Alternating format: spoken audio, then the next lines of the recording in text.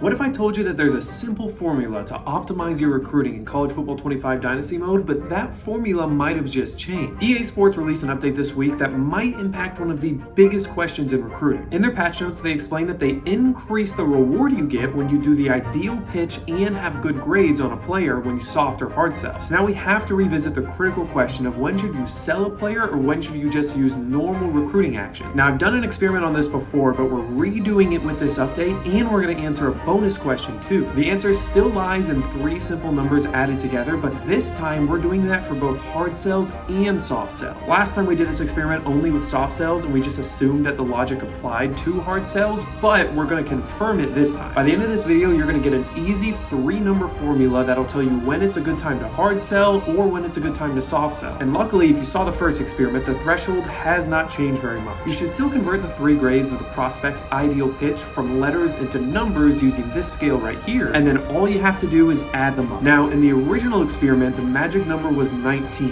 to where if you got 19 or more points when you added up those 3 grades together, you should definitely sell the player. Now, after doing this experiment again after the update, I think that range is closer to 18 to 20 points. Like, that's the gray area where you could honestly go either way, but again, it's super similar. But what is new is the slight difference I noticed between the magic number for hard selling and the magic number for soft selling. And in order to understand that difference, you first have to understand how this experiment happened in the first place. So here's what I did. The first step is to make 2 situations as close to each other as possible. So for this test, we're going to use Georgia Southern and Georgia State in the exact same recruiting year because they're 2 schools with near identical overalls and obviously a similar geographic location. We're also going to make sure the coaches are the same by using a brand new default coach. And we're not going to upgrade either of those default coaches at all. Finally, just to make sure that it's as controlled as possible, we're going to use the exact same prospects on both boards and give them the exact same number of recruiting hours throughout the year. There are only 2 differences for each individual player. When each of those players eventually got to their top 5, I would just flip 2 coins. The first coin would decide whether Georgia Southern or Georgia State is going to be the school that tries to sell that recruit. The other school will just use normal recruiting action. The second coin is going to determine whether or not that sell is going to be a hard sell or a soft sell. This way, we're going to have 4 combinations and everybody's going to be randomly assigned into those groups. A recruit will either be sold by Georgia Southern with a soft sell or by Georgia Southern with a hard sell, or they'll be sold by Georgia State with a soft sell or Georgia State with a hard sell. And again, it's critical that we use the exact same number of recruiting hours. So if it's a soft sell, it'll be the 20 plus the 5 versus the 25 friends and family. For the hard sell, it'll be that 40-hour hard sell versus 40 hours of regular recruiting action. And after spending all night last night doing those tests, this is what we are left with. Now, those of you that watched the original video may think I'm showing you the exact same graph, but I'm actually not. See, this is the plot from the first test, and this is the plot from this new test. Now, the fact that they're nearly identical is actually a good thing, not a bad one. In each of these graphs, the horizontal axis is going to represent how many total points you get when you convert those prospects' letter grades for their ideal pitch into numbers and add them up. So the total points is like the one number that matters for all of this. Now, the vertical axis is going to represent how well the selling school actually did. The higher up on the graph those points are, the more advantage the selling school had over the other school. Now, in the original test, we added this vertical dotted line to represent 19 points, because if you look closely, that trend line crosses